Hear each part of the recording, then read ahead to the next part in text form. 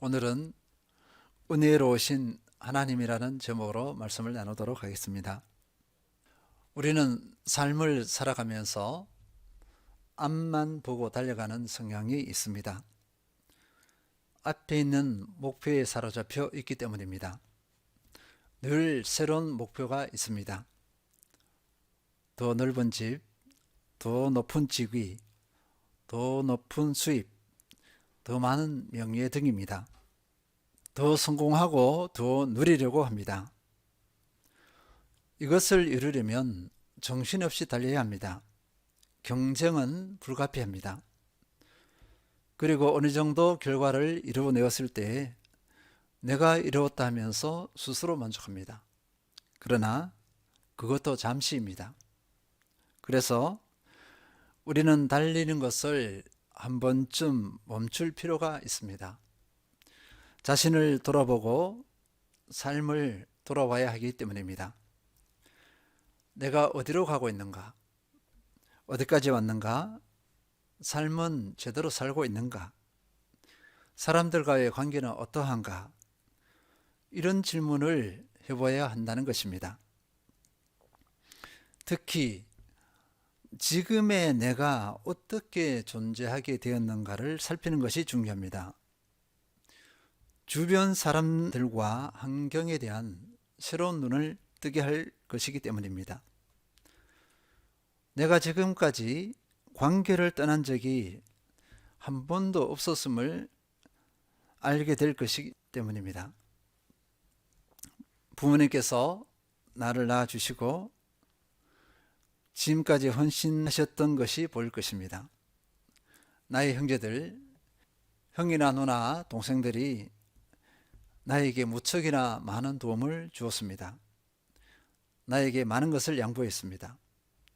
유치원 선생님이 나를 정성껏 돌봐주었습니다. 초중고 선생님들은 야단도 치면서 나를 인도하고 가르쳤습니다.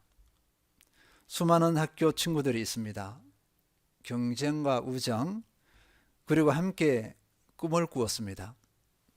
알게 모르게 배우고 나를 향상시키는데 중요한 역할을 한 친구들입니다. 직장에 들어갔습니다. 좋은 상사와 좋은 동료를 만나 잘 적응하고 나의 능력을 제대로 발휘할 수 있도록 해주었습니다. 결혼을 했습니다.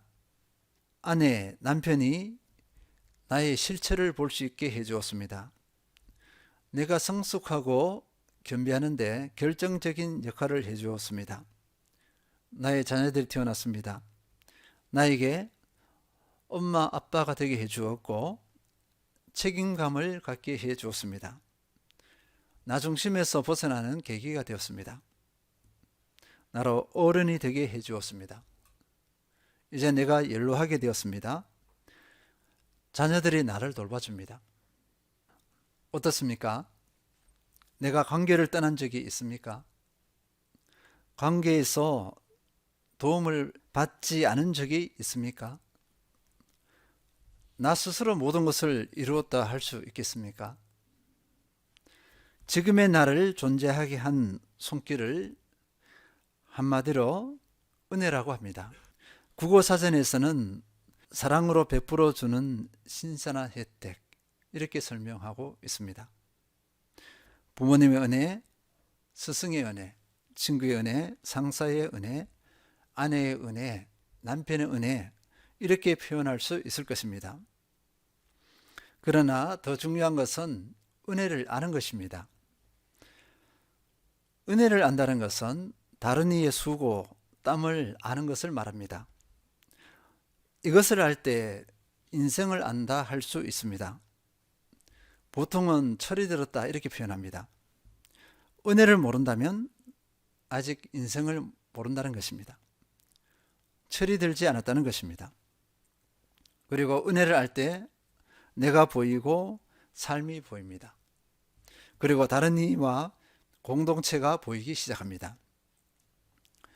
아마 새로운 세계가 열리는 것과 같을 것입니다. 그런데 우리 그리스도인에게는 또 다른 은혜가 있습니다. 하나님의 은혜입니다. 하나님의 은혜는 사람들의 은혜와는 차원이 다릅니다. 단순하면서도 명확하게 표현합니다. 전적인 은혜, 이렇게 표현합니다. 전적이라는 말은요, 국어사전에 이렇게 되어 있습니다. 전체에 걸쳐 모두 다 이렇게 내 삶의 모든 것입니다. 모든 것이 하나님의 전적인 은혜다, 이렇게 표현할 수 있겠습니다. 살펴보겠습니다. 죄로 인해 죽을 수밖에 없는 나였습니다. 이런 나를 살리기 위해 하나님께서는 독생자 예수님을 이 땅에 보내셨습니다. 그리고 로마서 5장 8절 읽겠습니다. 우리가 아직 죄인 되었을 때에 그리스도께서 우리를 위하여 죽으심으로 하나님께서 우리에 대한 자기의 사랑을 확증하셨느니라. 죄인인 나를 위해서 예수님을 죽게 하셨습니다. 그 죽음은 십자가 죽음이었습니다. 수치, 모욕, 고통이 따르는 가장 잔인하고 비참한 죽음이었습니다. 이것을 가지고 명분 없는 희생, 이렇게 표현합니다. 사람이 뭔가 희생을 치르려고 할 때는요, 어떤 보상이나 명분을 생각합니다. 그런데 예수님의 죽음에는 어떤 보상이나 어떤 명분도 없습니다. 오히려 어리석은 사랑이나 비난받을 수 있습니다. 죄인을 위해서 자기 목숨을 내어주는 사람은 없기 때문입니다. 하나님께서는 이런 사랑을 하셨습니다. 더군다나 자기 목숨을 내어주신 분이 누구입니까? 성자 하나님이십니다. 하나님 자신입니다. 그럼에도 나는 이 놀라운 사랑을 믿음으로 받아들일 힘과 능력이 없습니다. 이 사랑을 깨닫는 지혜가 없습니다. 다른 말로 말해 받아 누릴 능력이 없다는 것입니다. 나는 믿음에 전적으로 무능력한 자입니다. 내 사고방식, 내 삶의 방식으로는 믿음의 세계를 이해할 수 없습니다. 필요조차 느끼지 못합니다. 하나님께서는 이런 나에게 믿을 수 있는 길을 열어주셨습니다. 에베소서 2장 8절, 너희는 그 은혜에 의하여 믿음으로 말미암아 구원을 받았으니 이것은 너희에게서 난 것이 아니요 하나님의 선물이라. 아멘. 믿음은 은혜로 얻어지는 것입니다. 이 은혜는 조건 없이 거저 주시는 사랑입니다. 자격 없는 자에게 주시는 사랑입니다.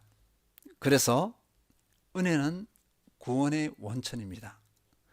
구원의 근원입니다. 찬송가 310장 오늘 부른 찬양 3절의 고백 내용입니다. 왜 내게 성령 주셔서 내 마음 감동해 주 예수 믿게 하는지 난 알 수 없도다. 왜 내게 성령 주셔서 내 마음을 감동해 주 예수 믿게 하는지 난 알 수 없도다. 우리의 지식으로는 이 믿음의 원리를 알 수 없고 이해할 수 없습니다. 하나님의 사랑으로 선택하심이 먼저입니다. 그리고 성령님께서 감동을 주시고 깨닫게 하셔서 믿을 수 있게 하셨습니다. 그래서 오직 은혜입니다. 전적인 은혜입니다. 이것 외에는 다른 답을 할 수가 없습니다. 하나님께서는 이 은혜 앞에 두 가지를 원하십니다. 은혜를 아는 것과 기억하는 것입니다. 먼저 은혜를 아는 것입니다. 안다는 것은 내가 얼마나 큰 은혜를 받았는가를 아는 것입니다. 이 은혜는 믿음이 없는 사람은 무슨 말인지도 모릅니다. 그러나 믿음이 있는 우리는 알 수 있습니다. 성령님의 깨우치심을 통해 은혜를 알 수 있기 때문입니다. 이 은혜는 말씀을 통해 깨달을 수 있습니다. 우리가 1차적으로 하나님의 은혜를 깨닫는 것은 말씀입니다. 성경에는요, 모든 시대를 통해 보여주시는 하나님의 은혜가 고스란히 담겨져 있습니다. 우리는 말씀을 볼 때마다 그렇구나 하며 감격하고 감동합니다. 또 두렵고 떨림으로 반응하기도 합니다. 기도를 통해 알 수 있습니다. 기도는 하나님과의 교제입니다. 이 교제를 통해 은혜를 깨닫습니다. 이 기도 가운데 우리는 어떻게 반응하죠? 아 그렇군요, 아 그렇군요 하며 감격하고 감당합니다. 그래서 기도하는 사람에게는 영적인 힘이 있습니다. 찬양을 통해 알 수 있습니다. 찬양은 하나님의 은혜를 고백하는 내용이 많습니다. 그 고백이 내 것이 됩니다. 그 은혜가 마음에 새겨집니다. 마지막으로 삶입니다. 말씀, 기도, 찬양 등이 삶을 통해 체험되는 것입니다. 구체적입니다. 이 삶을 통해 체험하는 것은요, 주관적인 것일 수도 있고 객관적인 것일 수도 있습니다. 각 사람마다 삶의 상황과 환경이 다르기 때문입니다. 개인적으로 다양하게 체험합니다. 그리고 공동체가 함께 체험하는 경우도 많습니다. 우리 가정이 체험할 수 있습니다. 교회가 체험할 수 있습니다. 가정과 교회를 넘어서 이 지역사회, 도시 또는 나라와 민족, 온 세계가 은혜를 체험할 수도 있습니다. 저는 이번 러시아, 우크라이나 전쟁 가운데서 하나님의 은혜가 임하시기를 간절히 바라고 있습니다. 아마 우리 모든 성도님들도 그러실 거예요. 결국 하나님의 은혜를 알고 경험할 때는 감격과 기쁨이 있습니다. 삶의 활력이 있습니다. 살맛이 납니다. 하나님의 은혜를 아는 복을 마음껏 누리시길 기원합니다. 다음으로 은혜를 기억하고 전수해야 합니다. 은혜를 알고 체험할 때의 기쁨과 감격은 이루 말할 수 없습니다. 그러나 우리는 곧 잊어버립니다. 은혜를 잊어버리는 것은 나에게 치명적인 손실이라 할 수 있습니다. 생명의 줄이 끊어지는 것과 같은 것이기 때문입니다. 오늘 본문에서 다윗은 자기에게 명령합니다. 시편 103편 2절, 내 영혼아 여호와를 송축하며 그의 모든 은택을 잊지 말지어다. 그분의 모든 은택 있습니다. 그분의 모든 은택, 하나님께서 다윗 자신에게 베풀어 주신 은혜, 모든 은총을 말합니다. 3절 이후에 쭉 나열을 하고 있습니다. 다윗이 직접 체험한 것입니다. 3절에 보면요, 죄를 사하여 주신 것, 병을 고쳐 주신 것, 4절 생명을 파멸해서 구원하여 주신 것, 사랑과 긍휼로 지키시고 보호하여 주신 것, 5절에서는 좋은 것으로 내 소원을 만족하게 채워주신 것, 청춘을 독수리 같이 새롭게 해주신 것, 보통 이것을 날로 강건하게 해주시는 거죠. 우리 삶을 나이가 들어도 계속 날로 강건하게 되는 것, 이런 모든 것들을 다윗은 어떻게 하죠? 기억하면서 이것을 고백하는 것입니다. 다윗은 이런 하나님의 은혜를 잊어버릴까 봐 두려워했습니다. 경계한 것입니다. 은혜의 생명수가 끊어지는 것과 같은 것이기 때문입니다. 하나님께서 베풀어 주신 것을 잊어버리는 것은 은혜의 생명수가 끊겨지는 것과 같다. 다윗은 이렇게 받아들인 것이에요. 그래서 자기에게 명령합니다. 어떻게 해요? 은혜를 기억하라. 은혜를 기억하라. 연약한 우리는 은혜를 잊어버리는 성향이 있습니다. 흔히 은혜 망각증입니다. 은혜를 잊어버리면 위기가 옵니다. 은혜 자리에 다른 것이 채워지기 때문입니다. 은혜가 비워진 자리, 그 내면에는요, 우상이 들어옵니다. 어둠이 들어오고 죄가 들어옵니다. 또 사람들의 그 욕망이 들어옵니다. 또 교만이 들어옵니다. 무수한 어둠의 것들이 막 들어옵니다. 그래서 은혜를 잊어버릴 때 넘어진다는 표현을 합니다. 이런 것들이 들어올 때 그 사람이 넘어졌다, 우리는 이렇게 표현합니다. 그리스도인이 생명을 잃어가는 것과 같습니다. 이스라엘 백성들은요, 이집트에서 430년 동안 노예 생활을 했습니다. 소망이 없는 삶이었습니다. 고통의 날이 점점 더해갔습니다. 이런 그들에게 하나님께서 찾아오셨습니다. 모세를 통해 구원 계획을 이스라엘 백성들에게 하나님께서는 전했습니다.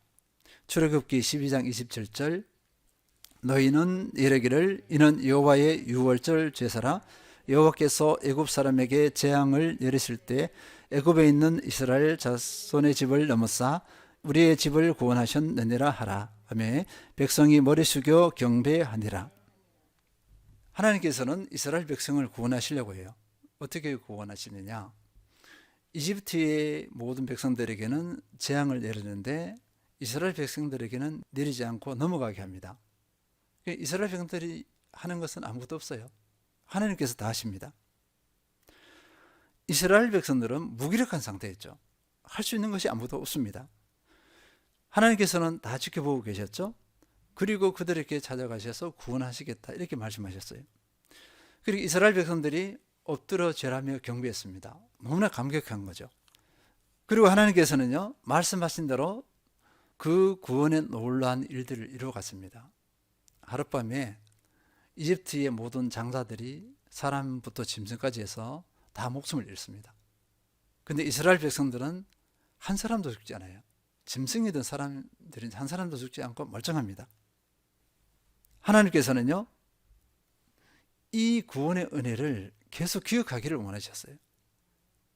그래서 공동체가 함께 기억하도록 했습니다. 출애굽기 12장 42절, 이 밥은 그들을 애굽 땅에서 인도하여 내심으로 말미암아 여호와 앞에 지킬 것이니 이는 여호와의 밤이라. 이스라엘 자손이 다 대대로 지킬 것이니라. 그 밤은요, 구원의 밤입니다. 이스라엘 백성들을 구원했던 그 구원의 밤입니다. 구원의 밤을 유월절의 모습으로 기억하게 하셨습니다. 그 구원의 사건을 유월절 이렇게 명명하신 것입니다. 이스라엘 백성들 전체가 함께 지키도록 했습니다. 근데 함께 지키되 대대로 지키도록 했습니다. 한 세대, 다음 세대, 그리고 그 후손들이 하나님의 은혜를 잊지 않기 위해 그렇게 대대로 지키도록 했습니다. 대를 이어 하나님의 은혜를 알기를 원하셨다. 하나님과의 바른 관계가 지속되기를 원하셨다. 이렇게 볼 수 있습니다. 공동체가 함께 일주일을 절기를 지킵니다. 누룩이 들어가지 않은 딱딱한 빵을 먹습니다. 이 기간 동안 누룩이 들어간 빵을 먹을 때에는 이스라엘 공동체에서 추방되게 했습니다. 또 쓴나물을 먹었습니다. 첫째 날과 일곱째 날에는 아무 일도 해서는 안 됩니다. 그러니까 후손들이 물어요. 우리가 왜 이렇게 해야 되나요? 그 의미가 무엇입니까? 하고 물어요. 그럴 때는요, 하나님의 구원하신, 그러니까 하나님이 구원하신 것을 기억하기 위한 것이다. 은혜를 잊지 않기 위한 것이다. 이렇게 답하게 했습니다. 이것은 하나님께서 그렇게 하라고 가르쳐 주신 것입니다. 그러면 은혜를 아는 것과 기억하는 것이 왜 중요한가 한번 살펴보도록 하겠습니다. 은혜를 아는 것과 기억하는 것은요, 나의 존재의 근원을 아는 것이기 때문입니다. 그래서 은혜를 알 때 눈물이 납니다. 눈물이 난다는 것은 감격한다는 것입니다. 이 은혜 앞의 눈물은 아름다운 눈물입니다. 이 눈물, 이 감격은요, 우리를 선한 방향으로 움직이게 합니다. 그래서 은혜 앞에 눈물은 힘이 있습니다. 능력이 있습니다. 첫째, 은혜를 알고 기억할 때 하나님과의 바른 관계, 건강한 관계를 형성합니다. 영적으로 철이 들었다 할 수 있습니다. 하나님으로 대한다는 것을 의미합니다. 예수님을 주인으로 삼습니다. 바른 질서가 형성되었습니다. 은혜를 모를 때는 이런 관계가 형성되지 않습니다. 그리고 은혜를 알므로 바른 관계가 형성될 때 행복합니다. 사람들이 이렇게 많이 불행하다 표현하는 경우를 자주 볼 수 있어요. 근데 그 불행의 원인을 보면요, 대부분 하나님과의 관계가 깨어졌습니다. 관계가 좋지 않아요. 또 사람과의 관계도 깨어져 있습니다. 불행의 원인은 거의가 그렇습니다. 또 은혜를 알고 바른 관계가 형성되어지면 내면에 다른 것이 들어올 수 없습니다. 조금 전에도 말씀드렸지만 세상 욕망이 들어올 수 없습니다. 은혜가 거룩한 삶의 동력이기 때문입니다.